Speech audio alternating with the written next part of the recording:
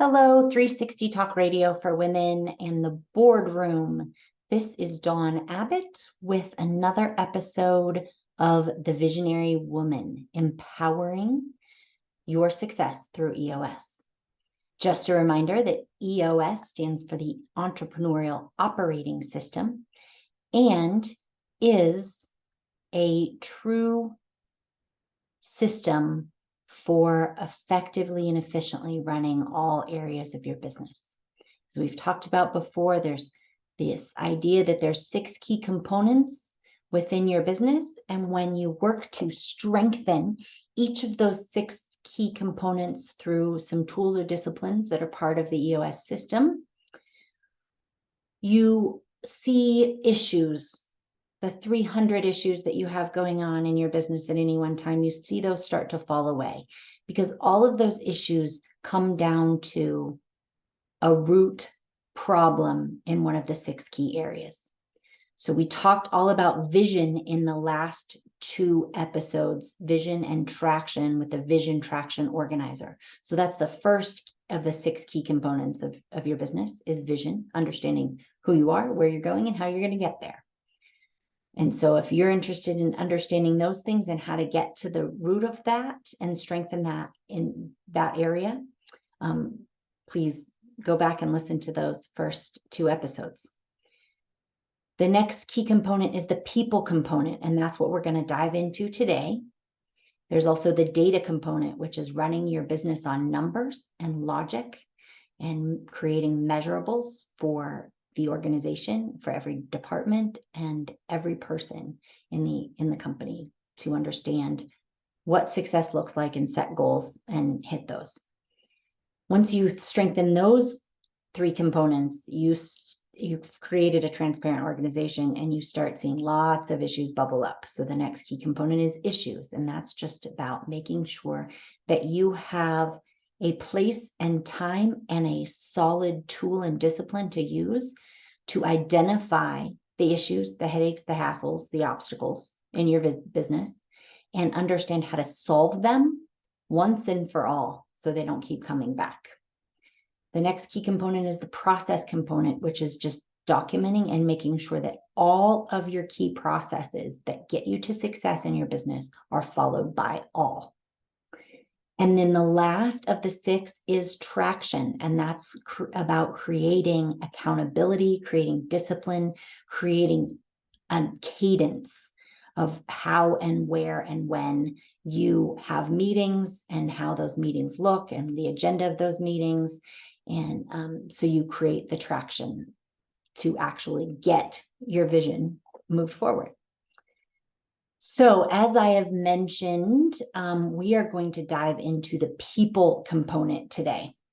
And so when we talk about the people component, what we're talking about is really 2 things. It is right people and right seats. Both of those terms were made popular by Jim Collins in his book, Good to Great, which I definitely suggest as solid reading for an entrepreneur. So what we're going to try to do today is define what we mean by right people in the right seats a little more clearly. So right people are those people that share your organization's core values.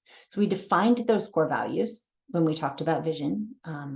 And so now what we need to do is start ensuring that everyone with within your organization from top to bottom is a right person. That means they're aligned with your core values. They behave in such a way that exhibits the core values as you want to see them come alive. That means they fit the culture. So how we determine if they fit the culture is through a tool we call the People Analyzer.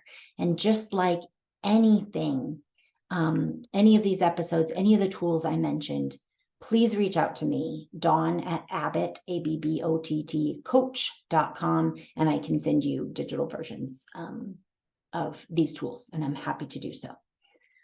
So anyway, when we talk about the People Analyzer, that is simply a document, a tool in which you list all of your core values across the top of a grid an Excel spreadsheet, so to speak. So the columns are your core values. And then you put the name of your employees down the right-hand side to create rows, right? And so what we're looking at is we are assessing each person for each core value. And how we rate them is with a plus. That means they're usually aligned and behave in such a way that shows alignment to this specific core value. Or plus minus, sometimes they're aligned with that core value, or minus. Usually they're not aligned, or rarely are they aligned, right? And so you're going to go through each person, not with them to start with. I would make sure that, first of all, you've gotten very crystal clear and you're very set on those values. And then with your leadership team or on your own, start really looking at what it means to be aligned with each of those values and start pinpointing a rating, plus, plus, minus, minus, for each value, for each person. And then maybe apply some examples of where they are aligned, where they might not be aligned. Start keeping track of that as well. And so down the line, we will use this People Analyzer tool as a performance review tool. When starting out, you're just assessing where there could be issues, where there's opportunities for improvement within your organization, and who needs maybe some development. Obviously, when your core values are new and you've not done this before, you have not given your people an opportunity to say whether or not they're aligned, and they haven't been given the opportunity to understand that's how they're going to be reviewed. So you need to make sure before you just start going into performance reviews that you've given your core value speech, like we talked about in the last episode, and you've done that repeatedly, and you've done that in interviewing and so forth. You've used the values and you've explained to everyone, this is how you have to act here. And then make sure that they understand that's how they're going to be reviewed in the future. So, we want to give people the opportunity to become aligned before we start telling them, what's wrong and things like that. So that's how you determine right people. So then the next thing is right seats. And that is this idea of these people have the God-given talent, the skills, the experience, the ability, and the desire to do their job well. So that takes some steps, right, to determine that for both yourself and for your staff. So first of all, we use a tool called the accountability chart. And so the way that works is we come together and we take a big step back, and we sort of look at the organization, and we want to determine what's the right structure for moving forward in the organization.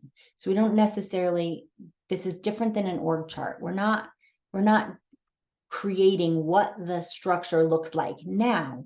What we're saying is, if no one worked here, what would this organization's structure need to be in 6 to 12 months from now, right? And not put people in places just to find a seat for them. Like, we've been guilty of that. At least I know I have been guilty of that many times, where we, take the people we have now and we start fitting them into an org chart. And how the accountability chart is different is in a couple of ways. First of all, we're pretending as if no one works here and deciding what the company needs. And then second of all, we're creating a seat with accountabilities in it so that people understand what they're responsible for within their seat or their job, okay?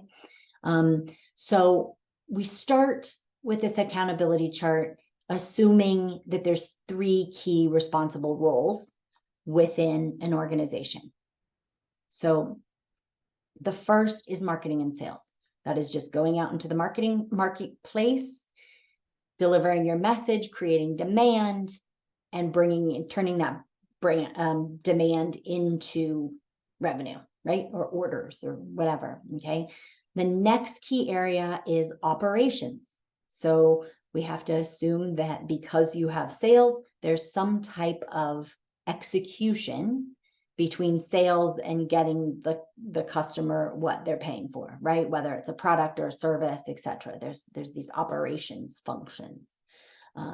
And then the last key function is the finance / admin type seat. That's the function. I'm sorry, I'm probably making it confusing by saying roles and functions and seats. And okay, so let's just say 3 key areas of any business: sales and marketing, operations, lastly, finance and admin. Finance and admin is responsible for making sure that the money comes in the door, that the company remains profitable, that any type of certifications, insurance, technology, IT, HR can sort of fall under this function, right? And so we have to step back and understand that there is no one of those 3 areas in the business that are more important, that they're all equally important. It's a 3-legged stool. If you have a lack in any of those 3 areas, there's going to be a problem, right? If you don't have good sales and marketing, you're not bringing in any money. If you're having great sales and marketing, but you don't have a good operations area, right? You're bringing in money, but you're turning over customers left and right, and you're not delivering on your promises.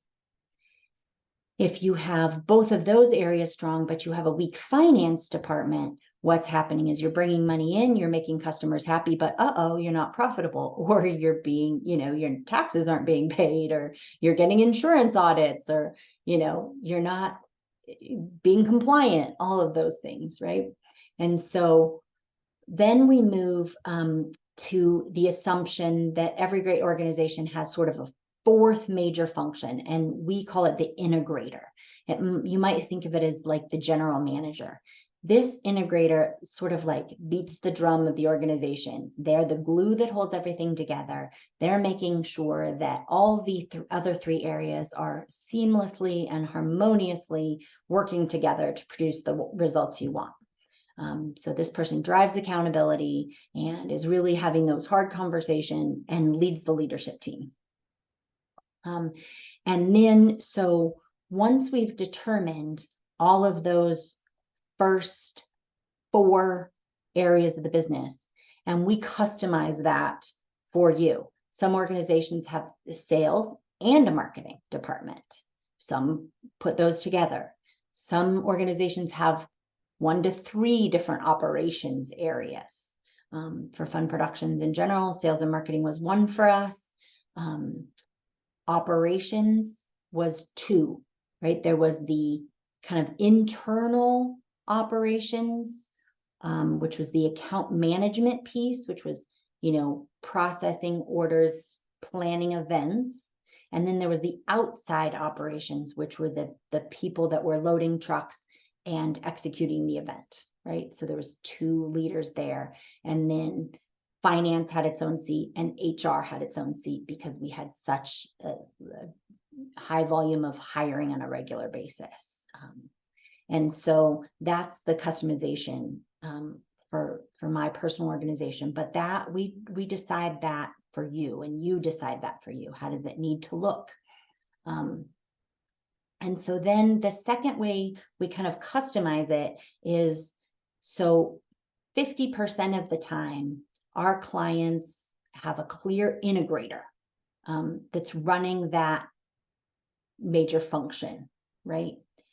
And 50% of the time, we find that what we see is sort of an owner or a founder that is the visionary, and they're also performing the integrator tasks or role. And so one of the things we have to get to is an understanding that while you have a visionary, and that's a very key role, and a lot of founders are visionaries, that it's a distinctly different personality. It's a different human being. A visionary loves big ideas and coming up with big ideas and new things and driving culture and the big relationships, as a founder should be, right? But where we see businesses really lacking is that the visionary is trying to be the general manager as well. And that visionary needs an integrator. And that person's personality is very detail oriented, getting in the weeds, thinking of those 20 new ideas that the visionary comes up with and going, okay, this one's good. We're going to put those ones on the back burner. And now I'm going to make that happen. I'm going to have the strategy and the accountability and the processes, et cetera, to make this idea happen. They're the ones that are really managing all of that in the weeds, day-to-day stuff. And if you can see yourself, I would just invite you to sort of look at, if you're a visionary type of human being, you love new ideas, and that's you see the future and you see vision, and that's why you started your company. One of the things that might be holding you back is the fact that you lose focus and you lose energy around an idea very quickly. And before it even gets off the ground, you're on to the new one. You just want to create ideas and you're not finding that traction. And so what needs to happen is there needs to be some type of integrator of some kind to just help you along that journey that can actually make things happen. And get you out of the details and out of the weeds, because it's not serving you or the company, right? And so here's another resource, www.rocket, ROCKET, fueluniversity.com. And that is a great resource. There's a free assessments on there for you to determine if you are more visionary or more integrator.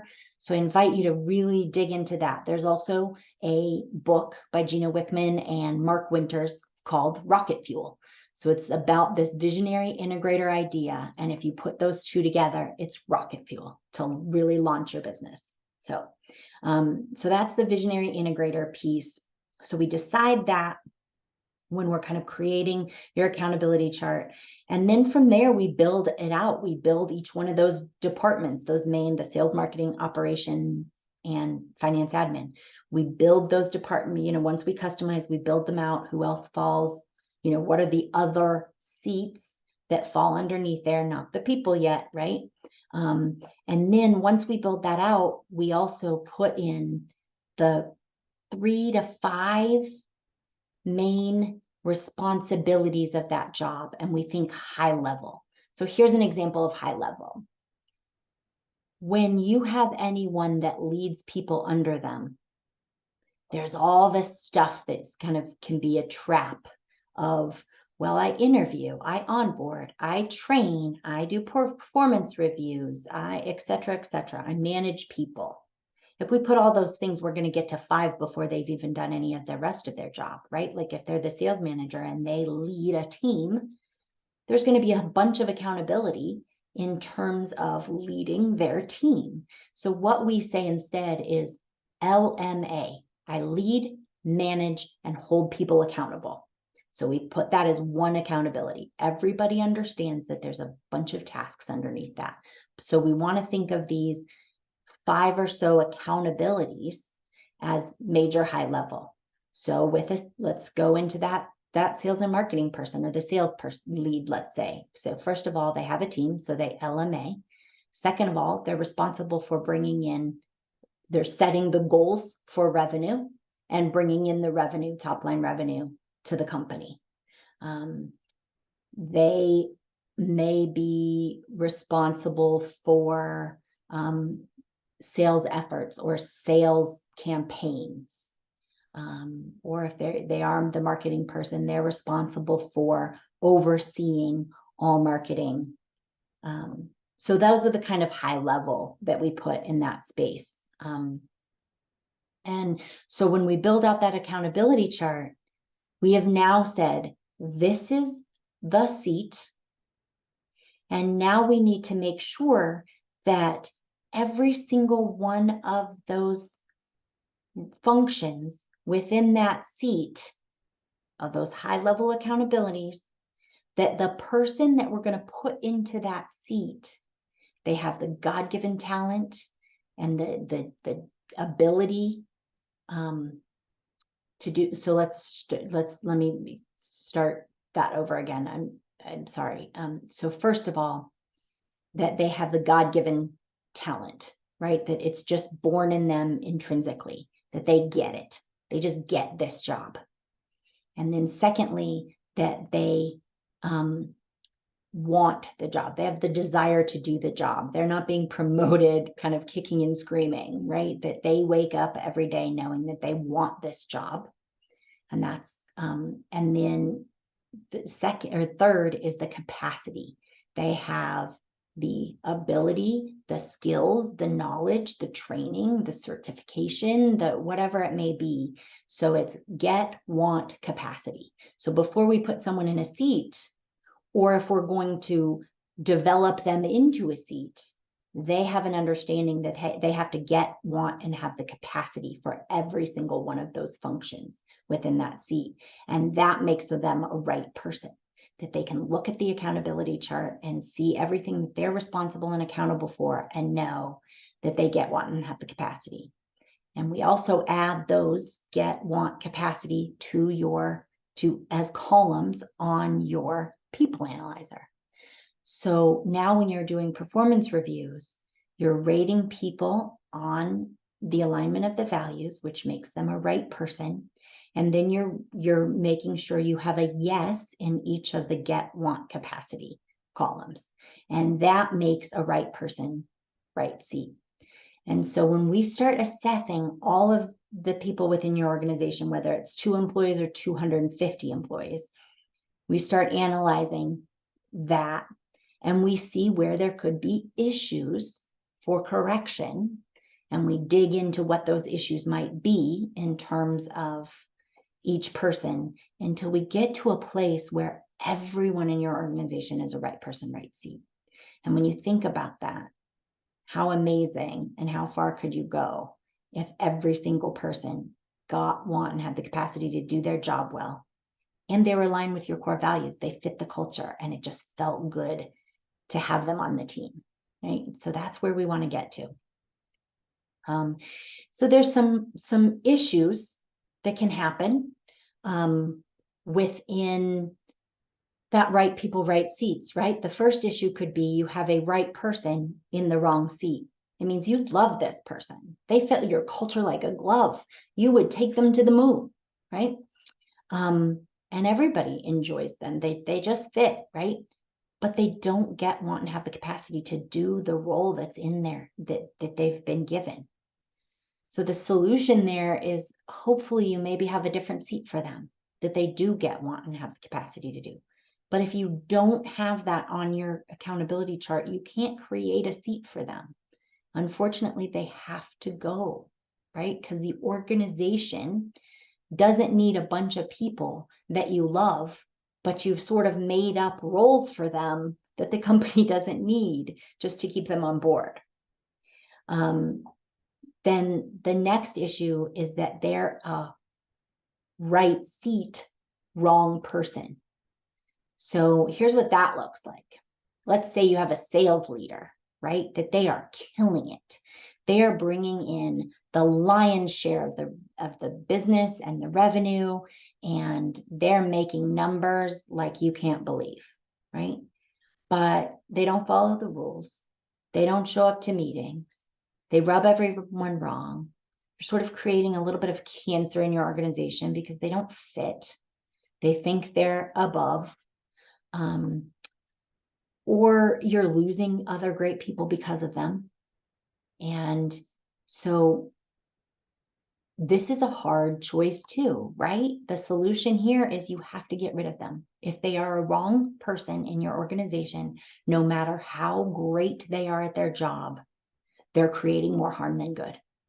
And what I can tell you from personal experience, after 32 years in business, I've lost a lot of right seat people that did not fit our culture. And what I've realized, and wait, let me take a step back. I've lost a lot of people in general, right? That were amazing at their job. I mean, I can, if any of you who know the story, the company that I started, we started this, my husband and I together, right? We were business partners, and it was really his passion. He was truly the visionary of this organization and knew everything and knew how to do everything and killed it at everything.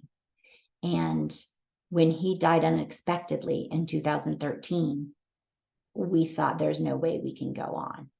Well, I can tell you that any person that you lose, no matter how valuable they are, you can get through it if you have a strong organization, and you become better for it on the other end. Meaning, I mean, I still wish that I had my business partner back, right? However, you know what we had to do? We had to get really strong. We didn't have his head and his knowledge and all of his years of experience anymore to carry us. His work ethic, working around the clock. We didn't have any of those things. So we had to get stronger in our processes and things like that. So I'm sharing this with you for you to understand that even though it could be hard to lose a right seat person, in the example that I gave, a sales leader who's bringing in all the revenue, like how could you ever free up that person's future, fire them? That's scary. Like, are we going to be okay? I can promise you that not only will you be okay, but you'll strengthen a lot of areas, and you'll keep your culture, and you'll keep a bunch of good people that might leave because of that person, right? And let me reiterate that my husband was not a wrong person. He was a right person in a right seat. I'm just sharing with you that don't be afraid to lose anyone, because you'll get through it. You can do that. And so that's sort of the people component on a whole. And I'd love to share with you sort of a story of after we implemented EOS at Fun Productions, my company. It's, like I said, 32 years old. We had this amazing team of right people in right seats. And when we had that, it felt like a whole team of rock stars. And not only were we hitting amazing goals and numbers and moving forward and getting things accomplished before we even thought we could, we were having a ton of fun. We had this team of people that, the biggest problem we had is they were all such good friends. They wanted to share time off, right? Because they all wanted to go snowboarding together, and they wanted to, have happy hours and things like that, because they got along so well, because it was such a good fit. So I'm talking about pre-COVID. And again, if you know my story at all, COVID was devastating to a large scale special event company, where our mission, our core focus, was building community and bringing people together, right? And in a time when we couldn't, we went from multi-million-dollar revenues to zero during COVID, $0. And we sort of had gone through the implementation of EOS, and in 2019, best year we'd ever had, and 2020 was looking way better. Got through the first quarter of 2020, and again, the part of that story is that in 2019, I was sort of found myself in like an owner's box, where I no longer had any day-to-day tasks, and I could seriously just sit and be the visionary and come up with new cool ideas and just see how people were doing and make sure the culture was working, and plan fun events for my team and stuff like that. And so which was a wonderful place to be out of after a lot of years of sacrificing myself to the business and making all the mistakes and trying to figure out how to run a business. It was this beautiful place. So then COVID came, and we were completely devastated. So the story I'm telling you is about right people, right seats. And then it was May of 2021. So we're talking March of 2020, complete shutdown, no team, everyone laid off, everyone. Family members, my sons, etc. Everyone, myself included. There was zero revenue. We had to sell a warehouse. We had to sell trucks. We had an auction to stay afloat, right? With zero revenue. So fast forward to May of 2021, when we're actually starting to see events start coming back. And so I jumped in to sort of like, okay, I'm the only person here. So let me like take some orders and let me get things going. And then I started reaching out to people, and all these people had other jobs, and they had all sort of thought maybe they were moving on from Fun Productions. The first 6 people that we hired back after the pandemic were pre-pandemic employees. So we hired people who had other jobs, and we were sharing with them, look, don't leave a good job, because we don't know, there could be a shutdown. We don't know what's going to happen here. I just know I need some help right now.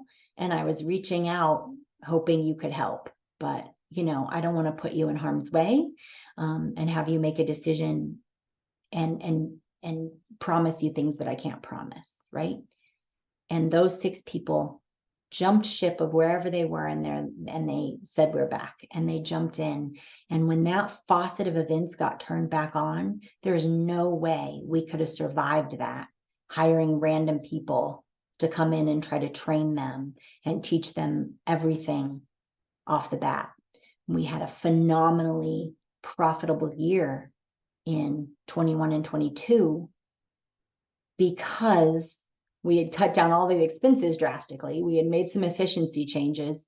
We were still, even though there wasn't people employed, we were still trying to have these like L10 leadership meetings once a month or so, just to sort of, see each other and hang out and think about how we could become more efficient if things came back. And so what I'm sharing is the beauty of having right people in the right seats. Because if these people weren't super aligned with the culture and the core values and love their job, and they weren't in the bus heading toward that same mission, the core focus that we had, and they didn't love their job because they got it and had the skills for it and wanted to do it, right? Because they were right people, right seats, they hopped back on. And there's no way we would have been able to successfully manage that resurgence of business with people who didn't know what they were doing. But we had these people who knew exactly how to do their job, jump back in and start doing their job. And so we've since been able to grow and hire new people on the team, and continue growth today, thankfully.